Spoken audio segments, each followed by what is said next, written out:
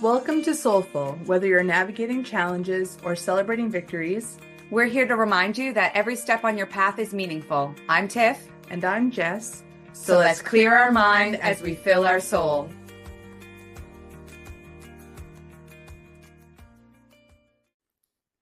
Hi everyone, we're back again. It's Tiff and Jess here from Soulfull. So glad to have you tuning in with us. We have officially launched our first episode. So once you've listened to this, we've been rocking and rolling, and we're live. So it feels really exciting. As always, we really like to start off these calls with just like casual check-in to share a little bit about our lives as we're moving through our week to week. So, Jess, what has been moving and shaking in your world this week? I feel like lots, but I'm looking forward to, I'm actually for vacation tomorrow. Whoop whoop.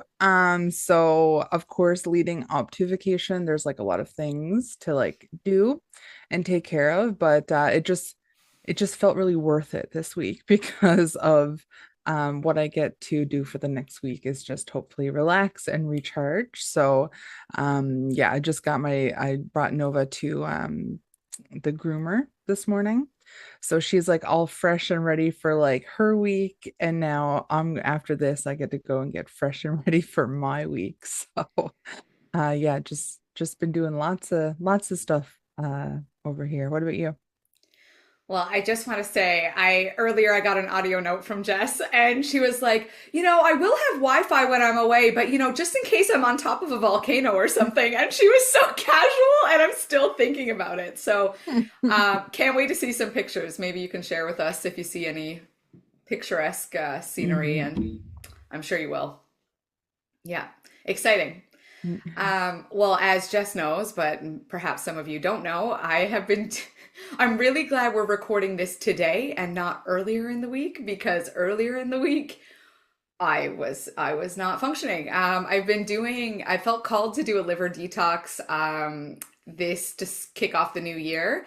And while I've been on a health journey slow and steady for a while, like trying to prioritize physical health. But there's still some things that pop up for me that like I don't necessarily have answers to. And my friend over at Radiant Holistic Health, shout out to Carmela, she was posting about her program, and it was involving a liver detox and coaching with her. And she was like, "Did you want to join?" And I was like, reading the proposed benefits. I'm like, you know what? That actually sounds perfect. So I signed up, and I like knew it was going to be hard.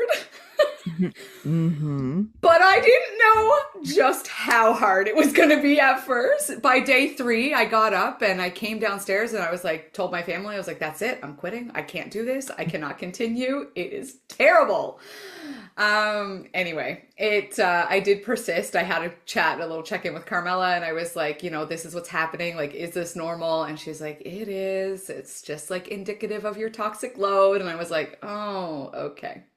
But I am one day out now, so I can say I'm really glad I stuck the week through, and I am here and looking forward to seeing how I feel when I'm not taking the supplements and the things anymore.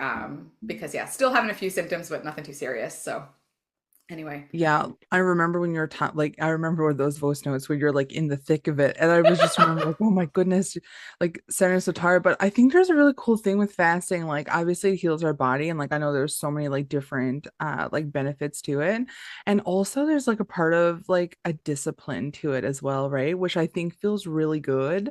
Like I was sharing, like I don't know, like that's yeah, it sounded like crazy to do it that like long, but at the same time, like hearing the benefits like was really interesting. Yeah, really interesting for me too. So yeah, thanks for sharing like all of that stuff with me this week. And you were like telling me what was going on over there. yeah. The graphic details, which I will spare all of you.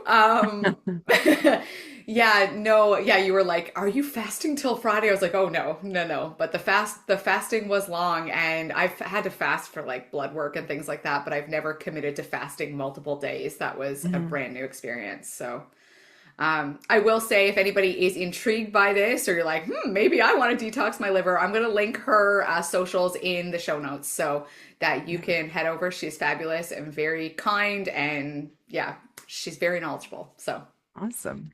yeah. So since our first episode has launched, we have received lots of wonderful feedback, and it's been great because our whole purpose here is to build a community. We want to be serving our community of people. We want to be showing up in a way that connects and aligns for us and for you. And so we did receive some feedback around it feeling quite formal. And we were like, you know what? We kind of feel that too, actually. So bear with us as we are finding our way. We did say that we are finding our way as we go in earlier episodes. And so we're going to try a more flowy approach today and see where that takes us. And if it doesn't land, we'll tweak again because we're here showing up, learning, and being imperfect, and just as we are. So with that, we're jumping into a topic that the title the title itself, to me, I don't know about other people, seems like an intangible concept. And I've been thinking about this concept for a very long time, and that is what it means to embody self-worth. I feel like self-worth is thrown around a lot, but it's like, what does it mean to feel worthy of just yourself? Like, just to be worthy in your own essence. And I went down a bit of a rabbit hole of like, what does it mean? Like let's make it practical Mm. because it's like again, it feels very abstract to my brain, and Jess and I both found some things that it was like you just do these big gesture things like forgive yourself, accept yourself, and it's like okay, but what does that mean? Hmm. And I did compile a little bit of a list that kind of jumped out at me of kind of like practical ways that self-worth show up. And I was like marking my own grading system beside them of like where I'm at with some of these things. And I'm just going to read a couple of them out. But Mm. so setting boundaries, um, practicing self-compassion, prioritizing our needs and not feeling ashamed of them, feeling okay to vocalize them, valuing your voice, making sure your voice is heard. I'm really working in that area. Mm. Investing in yourself, celebrating your wins, having supportive relationships, allowing ourselves to be supported in relationships, and also tuning into our own intuition. Those were just a few. Obviously, there's lots of ways we embody our self worth. But as I reflect back, like on my own journey, I very much thought my self worth was external to me. It wasn't any of these things on the list. Mm. I tried to find self worth in work. I tried to find self worth through relationships.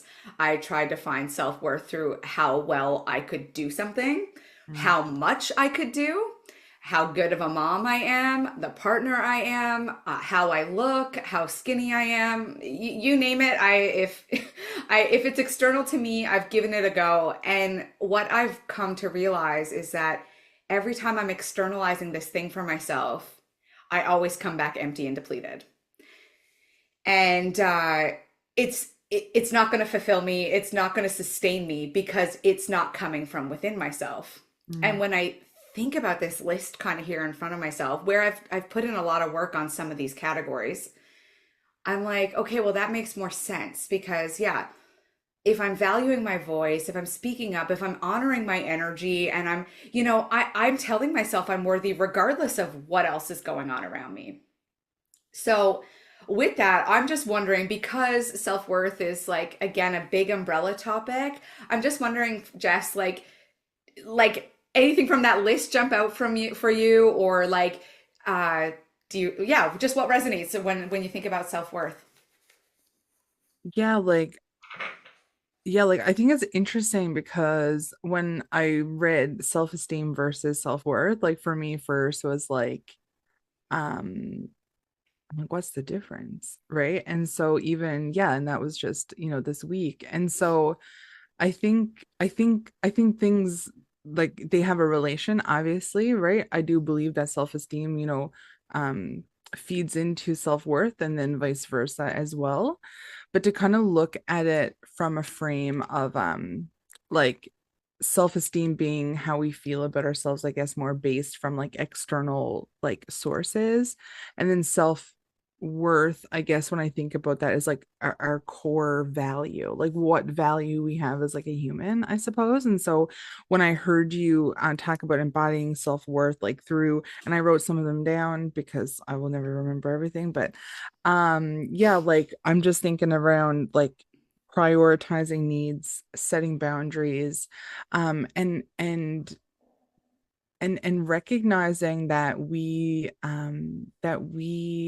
are of value regardless of our job, regardless of how much money we make, regardless of how we show up sometimes as a partner, as a mom. The value doesn't change, right? And Yeah. I think yeah, I think when I think about the self-worth part, I and just reflecting, I guess, for like myself, like thinking about how many similarly, right? Like how many places did I look for self-worth outside of me and outside of Mm, like looking at my value, I suppose, right? Trying to always yeah. seek that from other people and places and all of that stuff. So yeah, it's just really interesting to kind of like lay it out in that way. um yeah, so I'm really thankful for this topic, actually, like to just be able to like jam on this and like pick it apart and then yeah, as always, like walk away and like probably do lots more digging on it as well. But yeah. Yeah, that's exactly it. And the self-esteem versus self-worth. Yeah, we can get into that for sure. I I also this topic struck me because I definitely don't have it figured out over here. I don't.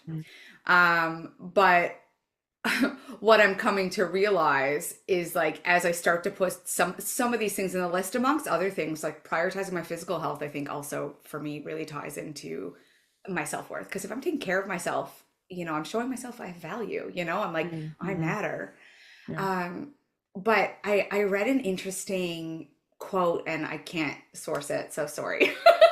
But I read it somewhere in the midst of like months ago, and it was like we don't need to be and upset with shame. And just like a little preamble is that like about I don't know, it was a while ago. Me and somebody I worked with, a client, she was like, what's the function of shame? Like, do we need shame? Like, is it something that we need to live with? And I was like, you know what, that's a good question. And I kind Mm. of dove into healthy shame versus toxic shame and like what the differences is. And I'm not going to go down that right now, but for a long time I was like, shame's bad, and I know our feelings are our friends. but but Womp womp. Yeah. I was gonna say, like, sometimes, sometimes it doesn't feel like it, especially like with shame. It's so icky and it feels like something that I'm Mm. supposed to get rid of, And it's like, well, I tell I often tell my own clients it's like the swampland of the soul, and I don't disbelieve that. But this person was saying we don't need to be upset with shame. We don't need to get rid of shame. Shame naturally dissolves when we allow it to be the guiding light to what our wounds are. And I was Mm. like, ooh, that tracks for me because it's Mm. like, yeah, when I get really triggered or something gets poked and it's raw inside, and like I'm picturing like a physical wound, but it's emotional, This Mm. this wound gets poked. My shame responses are to deflect or to blame or to, push away, like don't touch that. That's Yeah. icky. That hurts. But also that is the guiding light back to healing and back to worth and back like worthiness and belonging as I am and really allowing that imperfect, flawed, emotional wound, whatever we want to call it, Yeah. part to be seen. So yeah, anyway, I thought that was really profound because I've been thinking about shame as it ties to worthiness. Brene Brown does a ton of work in this area, of course. Yeah. But yeah, just thinking about kind of how that plays out and how much I have not made shame my friend. Yeah, like absolutely. And I think like sorry, I know that I when I was listening to some stuff before and like looking in this rabbit hole, so I might have jumped the gun a little bit on the self-esteem versus self-worth. So my bad for that. But it was just like where my mind was, and I was like, I have all these things to say about it, and it just came out. So, but anyways, I think like yeah, like it's something that you said around feelings are a friend, right? And I think like, yeah, like that is true. And as cliche as it sounds, I think the more that we run away from feelings, or we class feelings as like positive and negative. Like how many times do we do that? We look at like anger as like such a terrible thing, or we look at, yeah, shame and guilt and all of these things as like emotions that we don't want to experience, right? And we think about happiness and, you know, enthusiasm and all of these as emotions, like I want more of that because people tell us that we should, or society tells us that we should, or, you know, and then it ties back into when I feel shame, does that mean that I have no worth? Right? Or when I Yeah. feel angry, Mm. do I not have worth? And so, you know, it was interesting because I know you shared that video and I did watch it. And one of the things that actually popped the most out to me was even in I'm trying to think of a specific example, but you know, this person was breaking down self-esteem versus self-worth, right? And even in her kind of like her words that she was sharing, she was using things like, oh, our awkward laugh or our crooked smile. And you know, I couldn't help but think like even in this setting where we're trying to emphasize like we're worth it regardless of all of those things, we're still using descriptive words as awkward, like descriptive words Mm. as crooked, right? And so it was just so interesting to me because I was like, if we talk about self-worth, to me, I have a smile, right? I have a body. I have a badass, like I have a pair of glasses, right? I have a car, I have a, and so it's just interesting to see that even sometimes when we have these conversations where we're like, no, Mm. we're worth it, we still use descriptive words like my shit box of a car, or you know, like my, and it's just interesting to me. And that was one of Yeah. the things that stood out because I think when we put emphasis on bad and good, whether it comes to our feelings, whether it comes to the things that we have, whether it comes to our families, whatever it looks like when we use these like descriptive words as like good or bad. I think it adds to this like what am I worth? Right? Like it adds to this feeling of like I'm worthless, or I don't know. So yeah, it was just something that really like popped out for me. Like I was like, Yeah. I use this phrase with friends all the time, but you just like lit my brain up like a Christmas tree. I that never jumped out at me, but as soon as you started saying that, and the video we're referencing, it's a TED or TEDx talk, cultivating unconditional self worth, Adia Guden. I'm not sure. I might be pronouncing that wrong, but yes, that's exactly true because yeah, I never stopped to consider that. Sorry. Just like my mind is like just running at a million miles an hour. So and what just jumped out at me and you saying that, right? Like not moralizing it as not good or bad. It just like things just are, right? They're neutral. Mhm. I Yeah, know as humans we love to put a qualitative thing on it, like it is good, it's bad, it's great, you know, whatever. we're But really good at that. we are so good at it. I think we're even like taught to do it, really. Like Yeah, yeah. you know, like I think even back to like school, like if you get a good grade, you get fantastic written on your paper. But if you get a bad grade, it's like, see me, needs improvement, need work. Like, Yeah, so we're conditioned in that from like such a young age. yeah. Learning to not moralize things has been a long journey for me, but I, long way to go. But Mhm. something that just sparked as you were talking about that is, how much when I am, again, when it comes back to when I'm seeking self worth outside of myself, how much I'm like desperate. See me, look, watch me Mhm. prove to you, like, watch me prove to you how worthy I am. But Mhm. that's like a trap. That's a trap. Mhm. Like, that's just what came from you pointing out those words. It's like, yeah, I'm like desperate for you to see me, but can I see me? Can Yeah. I hold my value? You know? Yeah, like it's so as you're like yeah, I love this like just going back and forth, but yeah, like one of the things that you were talking about like this externally, right? Like so looking at, do you see, like, do you think I'm valuable, or do you see value in me? And like comparison is the first thing that jumped out for me, because Mm, how often do we compare to the things that we have to so and so, you know, the things that we want to do that maybe somebody else has achieved, or these goals that we set that, we're not quite there, and then somebody else is, has already bought a house, or somebody else has already had kids, and somebody else is already married, and someone else, and so it's just, I think if I reflect on my own stuff here in this moment, like that really is something that resonates with me, right? Is this comparison? Because I think for a lot of years, I was caught in that cycle of comparison, right? Whether it was, you know, my family dynamics, right? So yeah, looking at the school, college I went to, right? Looking at where I moved, looking at, I took a year away from doing what I went to school for. And then that Mm, would, so all of these things, I always compared myself to the people around me. And I don't think comparison is always a bad thing, right? Like I don't think it is at all. Like I think if now I can look and compare, and it's kind of like, oh, that's really cool. Like that'd be something I'd like to do, right? right. Instead of like, this is something I have to do in order to have worth, or to be valued, or to see value in myself, or for you to see value in me, right?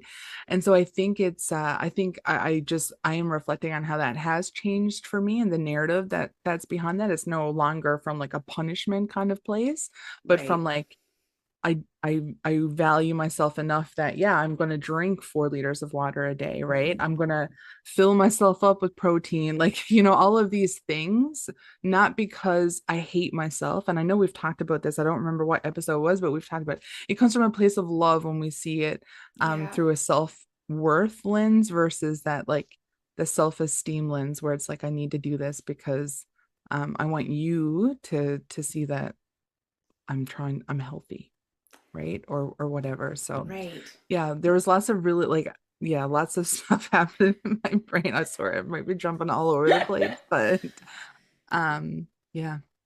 Yeah. Mm.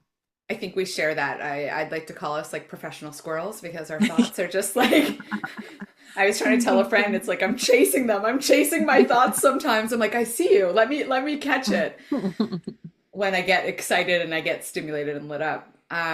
Yeah, no, super, super valid point. And yeah, just that the difference as you're talking about that, for me it feels so subtle, and it's not something I don't think I could have put into words before, because before it felt like I was doing the right things when I would Mm, grind at the gym and put all my mm, effort into all my studies and stuff, but really what was underneath it was like, I'm not good enough. yeah, I'm not good enough. yeah. I need to have this achievement. I need to be the best in this category, or it doesn't count, or I need, Mhm, yeah, I need to, I don't know. I don't know. Insert whatever in order to soothe that emotional wound that the shame was keeping me away from. It's like, yeah, it's when I uncovered that like limiting belief system in me of like not good enough. I don't know when, but I was like, wow, look at how that plays out all over my life. And like, what does it mean to be good enough? What does it mm, mean to be worthy? yeah. And there's been many times I've thought I've had it, and I've come to humbly realize that it's a journey like all the other things. It's not like Hmm. you wake up and it's like, oh, okay, now I'm fixed. I'm worthy. Yeah. Hallelujah. Totally. Yeah. Yeah, exactly. Um, because yeah, it's a work in progress, and I had a really honest conversation with someone this week, and I was like, something's been coming up, that shame's been triggered, and there's been many opportunities in recent, and it's something that I thought I had dealt with, but that's just how healing looks. It is Mm, nonlinear. And it was around this concept of being a bad mom. And now I'm like, logically, I know I'm not a bad mom. Like, I do what I can, I do my best. But again, underneath it, it's these things. And that's not something I'm going to go into more at this stage of my journey, because it's something that I'm just learning to sit with and mhm. really examine. Um, but yeah, it's just incredible, because yeah, I'm like, my first thought is like, I thought I fixed this. Damn it. Yeah. But no, I mean, it's the spiral. It's not linear, it's a spiral. We're just going deeper into the core of us. But yeah, you did bring up, and so I would love to honor to go back to that because you brought this up like earlier, and then I went in a different direction because professional squirrels. Um, is self-esteem versus self-confidence. And I would love to hear your thoughts. I know that what I've come to learn is self-esteem is something that can fluctuate a little bit more in terms of like, when we're really achieving things or when we're, I guess, investing into certain areas, the self-esteem kind of rises, but self-worth is something that is technically still balanced in there. But you did say it earlier, one feeds into the other. So anyway, Mm. I don't have it teased apart myself, so I'm really just looking forward to chatting it out. Yeah, like I just want to like make a comment around the shame thing because I remember this is something I do with like my clients a lot. At the when I was doing, I should say, I still do it. So I still do the recovery group every Saturday morning for those who don't know. But one of the tools that I talk a lot about in the group that I do, and we read the four agreements together, but we talk a lot about shame, man, shame and guilt. We talk a lot about them, right? And again, it's not about avoiding it. It's about like working with like how do I have a relationship with it instead of Yeah, running from it because it's like everything, right? It's always going to come back if we don't like confront it and if we don't know, like realize that, yeah, it's going to be here like forever, like the rest of my life is going to be here. One of the things, and I know I can't draw it here, but it's like we have a place where we are currently, and then I draw like this long line, maybe right across the whiteboard, and it's like where we want to go, right? Because we always have goals and visions and all these things that we're working towards, especially in recovery, and it seems like a really long way to get there. And so I always draw like this big hole at the bottom, and then I write it the cycle of grief underneath, right? mm, Because regardless of where it is that we need to go, we have to move through those cycles, and we don't have to get into the cycle like the cycle of grief because I don't believe that a lot of the things that I've seen actually I don't resonate with as much as what I have received like culturally, I say, from like teachings. But anyways, but grief is a process, right? And so in yeah, order for me to truly get to where I'm going, I do have to grieve thing, and I'll use addiction as an example quickly. It's just like I have to, yeah, grieve what that relationship looks like with the substance, with alcohol, with whatever. I have to grieve, maybe people that I spent a lot of time with. I have to grieve the feeling, right, that was so instant before. Like, so there's all of these things. And when you were talking about shame, like that really came up because it always comes up as something that people try to avoid instead of, yeah, yeah, having a relation with, right? And I think, like, so when I think about self-esteem and self-worth, like, and the difference of, it's kind of like, I think self-esteem is like how we feel about ourselves, maybe how we feel about ourselves. Um, but it's more like, how can I say this? I'm trying to find the words, like an emotional, I want to say evaluation or assessment or something like that. hmm, But we make this assessment or whatever based on things, right? Like based on our actions, based on our achievements, based on our relationships, based on how we think others perceive us. Um, so I think that's what self-esteem is for me. And so if someone again tells me that, feeling shame is wrong, then I'm probably going to have a low self-esteem, right? And so self-worth tells me though, my self-worth tells me that I can feel shame, but it doesn't make me any less valuable. hmm, And so I can work with that feeling, sit with the shame most of the time. Like not always does it work yeah, this way for me, but I can sit with uncomfortable emotions, like that, and know that it doesn't impact my self-esteem in that moment. Absolutely. I feel like my self-esteem plummets, right, right? Because I'm in a shitty spot. Like just call it what it is, right? yeah, Things don't feel good when you're going through shitty stuff. Like it just doesn't. right, And so my self-esteem might be low, but but I know that I still hold value. So I'm not going to allow, someone to maybe disrespect me, or I won't allow, I don't know, what was some of the like, I won't allow, I'll still prioritize my needs in that moment. Like I still drink my water, I Right. still drink my, like I'll make sure I get enough protein, I'll still take a walk. So it's like, yeah, I could have low self-esteem, but my value doesn't change. It's just for right now, I just feel Yeah. shitty, Yeah. but I'm not worth shit. I guess, like it sounds like a very crass way to kind of say it, but I don't know how else to say it.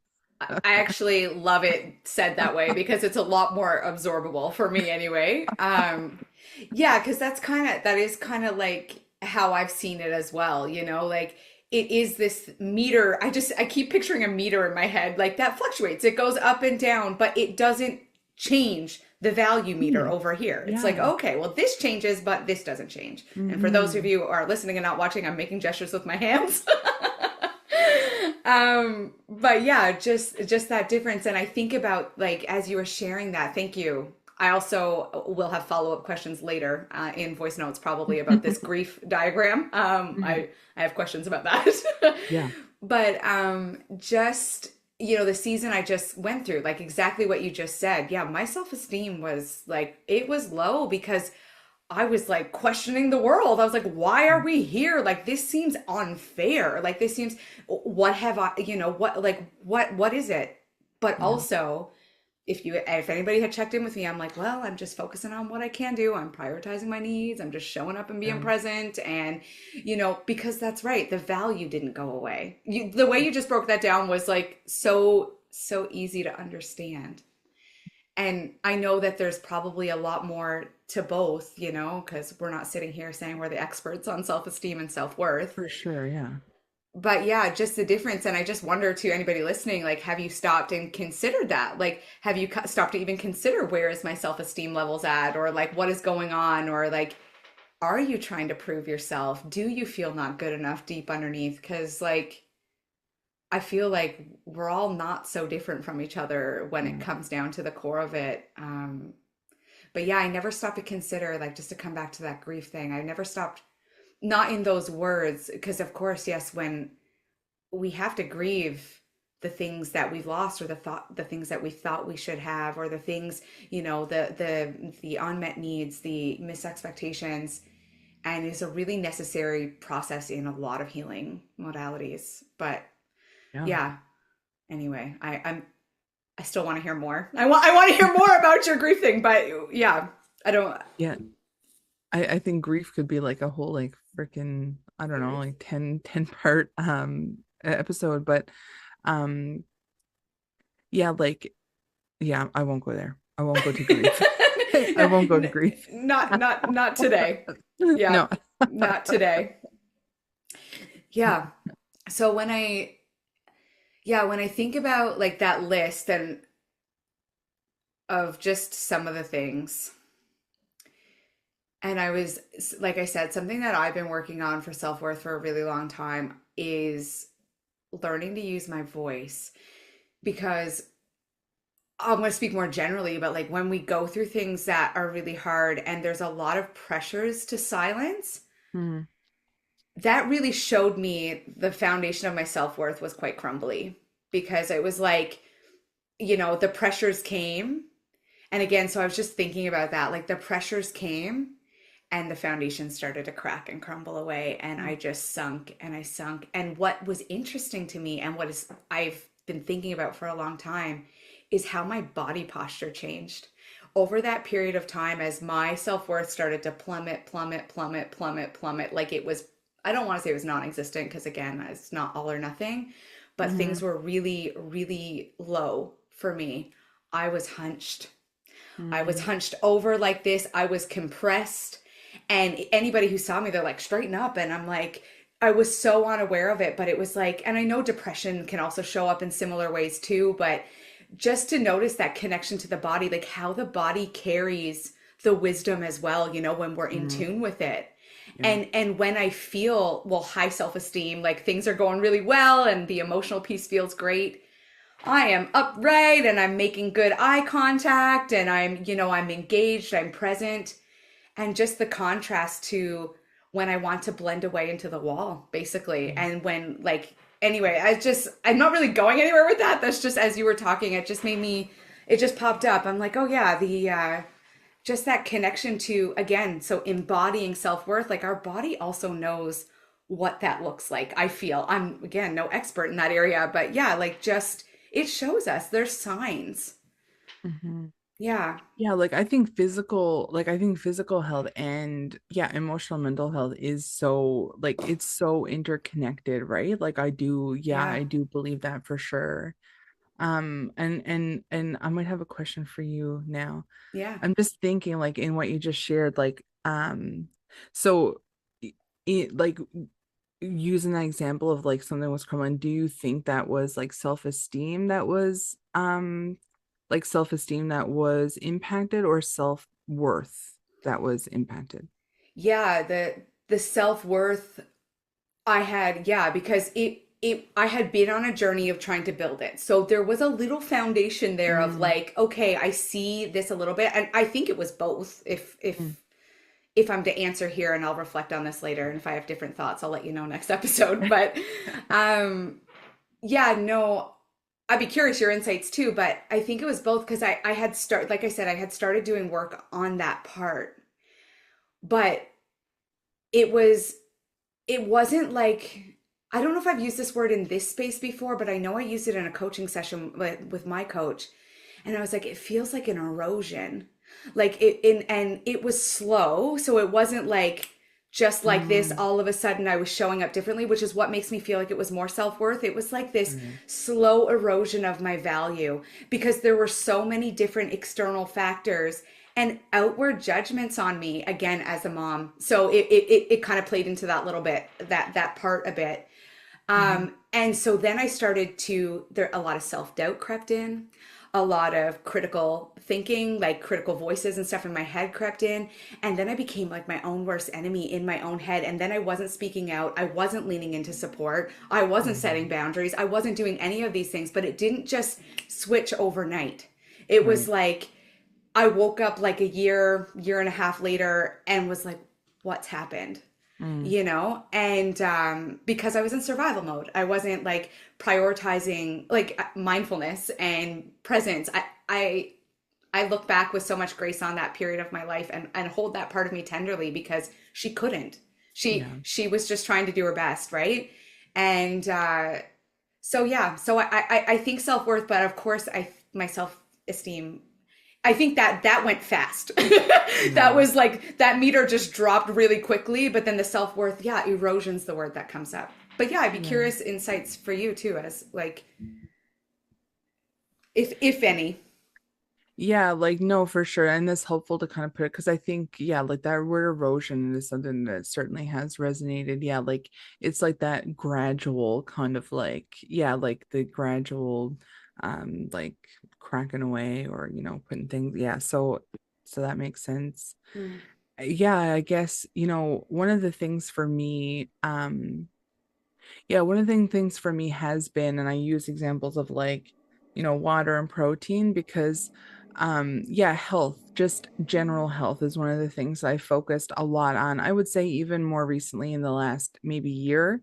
I, so a few years ago, I put a lot of effort into my physical health, mm, lost a bunch of weight, went to the gym, tracked every single thing that I put in my mouth, hated myself. And so it's confusing, right? When you do the things for your self-esteem, to be validated by, yeah, external people or things, right? And so what I've really focused on in the last year, really the last year, because yeah, I think I can relate to that erosion of self-worth. And self-esteem was almost like a fake self-esteem that was like, I think that meter was like high, but yeah, so I'm not, I'll have to think more about that myself actually, and to mm, how like fake self-esteem anyways. But yeah, so that gradual kind of like dissipating of the self-worth. And so yeah, but for the last year I really focused on I think self-worth. Like as we were having this conversation, I think it's the worth part, the value, right? Because Yeah. regardless of the things that internet tells me that I should do, or people tell me I should look like, or whatever, really focusing on health because I know that I deserve to be healthy, right? Right. It's not like a punishment, doesn't come from that punishment place anymore where it did before, Yeah, where I same. was it was like coming from punishment and I was being celebrated, and it was confusing, right? Like it's so Yes. confusing. And I didn't even think that, I didn't even think that anything was I guess it was deeper than that, right? Like for me it was just I lived my whole life that way, right? And so when I actually, yeah, got a chance to talk to someone um who specializes, I guess, in things like nutrition from a holistic kind of thing, and some other medical people, like classing that as yeah, an issue with eating, right? An issue with my worth is what it was really. And that's why I go back to say, like, it's so interconnected. Like I don't look at I can't have my physical health if I'm not emotionally well, Right. because I'll stay in bed all day. I won't do like I won't drink anything. I won't go outside. I won't talk to anybody. And then I also can't have my emotional health with my physical health, because it makes me feel so good, which mentally then and emotionally I feel good, right? When I move Yeah. in my body, and so yeah, so it's just like this balance of both the self-esteem and self-worth, and just a journey that I've I guess, yeah, that I share, like in figuring out both of those things, and where the self-esteem stuff comes from. Like yeah, it's crazy to think how we place so much value on ourselves from the things that that are around us that we don't have control over, because I have control over my value, but I don't have control over what other people think of me, or Right. that that kind of goes into the self-esteem, right? So yeah, I don't know, my mind Yeah. is going with lots of lots of stuff. Yeah, same. Yeah, a few things jumped out there, but yeah, that interconnected, we can't have one, like it all plays into each other. And when we can balance it as best as we can, because we're humans and there's, demands on us and stuff like Hmm. that. But just that interconnected piece. And also what jumped out at me, you were talking about punishment was celebrated. And yes, oh my goodness, especially around weight loss. Especially around Hmm. weight loss Yeah. culture. And there's lots of other areas, but yeah, it's like I'm over here doing XYZ that is very from a very punitive place, and you're like, yay, you're Yeah. amazing. Yeah, that really resonated. And the other thing that you had said kind of before, you're like you're going to think about it, but what jumped out at me, you're talking about it felt like you had high self-esteem or fake high self-esteem. All I could think about, the word that came up for me was protection. It's like, well, yeah, it's protection strategy. Like protecting from the wounds, protecting from the like don't look at me if I look great. And this might not be your Mm, story. This is just what resonated for me. Like if I look great, and I feel like people think that everything's okay, then nobody's going to see that inside I don't feel so yeah. hot. Um, but yeah, so yeah, protection is the word that jumped out at me. But all the things we do, man, protection strategies that we adapt that are just so not in the conscious mind. That's a whole other conversation for certain. But Yeah. yeah, so as we're winding down here today on this conversation, and I, I feel so lit up, and there's so much that I'm gonna. I told someone yesterday, I was like, she was saying she was a delayed responder, and I was like, I'm a delayed processor. So like when I walk away from a conversation, that doesn't stop. It just keeps ticking, and I'm like, well, what Yeah. did that mean? And let me think about that a little bit more. Yeah. So I look You're for, like still thinking about the thing that you said wrong like 20 years ago. Yeah. That yeah. She's like, oh man, I just said that such awkward thing. Like, yeah, 20 years ago. yeah, that was strange. Yeah. Yeah, no, I've definitely had those moments. Yeah, definitely. Yeah, so but yeah, as we're winding down, I did want to read Brene Brown's quote, like just as something to like kind of leave with everybody and then open it up, Jess, if you have any last thoughts before we kind of close out today. But Brene Brown, this is one of her famous quotes. So like if you're familiar with her work, you're going to know this one, but it says, "You are imperfect, you are wired for struggle, but you are worthy of love and belonging." And Mm, like that points to the part where like, yeah, when things are hard, like what you were talking about, when things are hard, my self-esteem might go down, but my value stays here, mm, because being a human, we're going to face difficult times. We're going to go through hard things. It's kind of how we grow and it's kind of what teaches us. And, you know, so yeah, I don't know. I love that quote. And right now in this moment, it's kind of hitting me a little bit differently after kind of hearing some of the things you said. So yeah, I just kind of want to leave that quote. I love Brene Brown's work. If you want to dig into her, she's got so much around worthiness and shame and amongst a million other things. But yeah, so Jess, I'm just wondering if there's any last thoughts for you before we close out for today.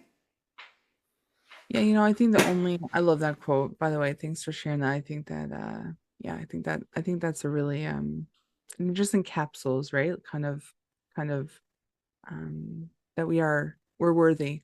Mm, But I guess one of the things that I'd like to maybe say or share is that I always say this to lots of people, and so I'm gonna say this to whoever's listening and to you as well. But someone a while ago now, an elder actually, as I was really struggling and I was like needed some guidance, and we're having this conversation, and I think esteem, my self-esteem was definitely like at an all-time low, and I'm not even sure at that time even if I knew what self-worth was. So, yeah, that was the kind of place I was in, and that person said to me, "I wish that you could see you the way that I see you." mm, And to this day, like it's still, yeah, I can like tear up when I think about that because that was really a pivotal moment for me, like that whole conversation, but certainly hearing those words. And so I think, yeah, just to extend that to whoever might be struggling with, self-esteem and self-worth, kind of figuring out what those two things mean and what the relationship is that yeah, I wish that you could see you how other people in your life see you. So yeah, I think that's what I'll leave it with. what a beautiful like last note. Because yeah, you think about how a parent sees a child, and I've heard that from my mom for a long Mhm. time, and Yeah, there's just, and not always, I know there's toxic relationships and stuff, but just like, yeah, like you're over here beating yourself up, and I just see you as this beautiful gift, and yeah, we are. I know yeah, sometimes that can be hard to hold, but we are beautiful gifts. Like we yeah, truly are. What we have to offer is unique and special and one of a kind. yeah, And we rob the world of that, the gifts that we bring, when we don't allow ourselves to hold them. So absolutely. yeah, so if anything really deeply resonated, and I know this is a bit of a sensitive topic, and so if commenting on our social posts that come out around this topic and stuff doesn't feel right, please know we'd love to connect with you in our DMs as well. And we'll identify if it's Tiff or Jess having a conversation with you so that you know. But because that could get confusing if we're just responding as soulful. But yeah, if something resonated and you just want to go a bit deeper with it, this is why we're here. We want to build a strong community of people that want to yeah, grow together, learn together, be curious, and stand together. So yeah, so please know that those are open, and we would love to hear from you. So with that, we're gonna wind down for another episode today. So great to be here with you, Jess. And until next time, stay soulful, everyone.